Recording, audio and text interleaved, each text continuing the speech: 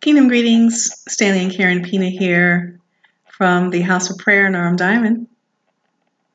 How is everyone? Grace and peace. We are coming to just share a little bit about Father's heart for the Apostles Collective. One of my favorite scriptures in the book of Acts is where it talks about, in the second chapter, how they had all things in common. Remember, this is right before Ananias and Sapphira got booted out, right? Because they lied. They didn't really want to share and bring everything. They wanted to hold back some, right?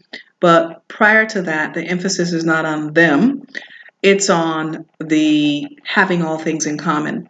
And that is really Father's heart for his body. I know that after we've been in ministry for 20, 30 years, it is not easy to have everything that you need. And if you're apostolic, a lot of times you're doing it all because what you've come up through the trenches, right? You have served on the altar, you have done street witnessing, you have cleaned the toilets, you have served on the altar, you probably were like us on prophetic teams and dance teams. You've done it all, right? So you can pretty much run a ministry. My husband said that about me when he first saw me. He's like, she can run a ministry.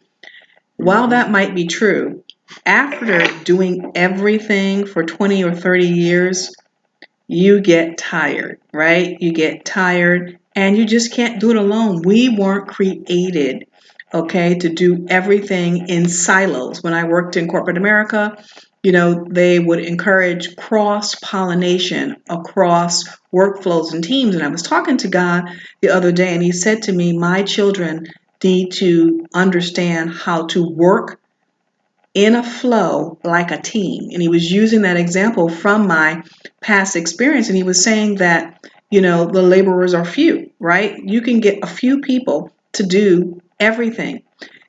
Look at any given ministry, right? You can have a church that is the average size of 250 to 500 people. That's not the real people that get the work done.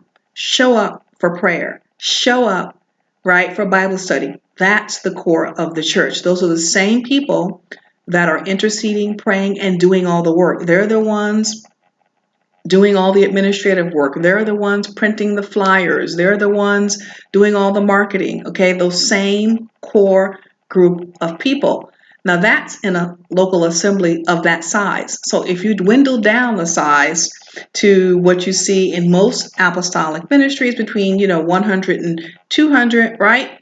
A few people are doing a lot. And so what does that leave? That leaves you and me tired. That leaves limited resources, right? That leaves us where we are the marketer, the writer, the video editor, we're the scribe, we're doing the music, we're doing everything. And that's not how God desired or designed it to be. So this Apostles Collective is for people who are like, look, Matthew 21, there's a cult over there. There's some resources over there, right? That the King, Jesus, has need of. And you are ready to not only give the resources that you have, but to receive resources as well.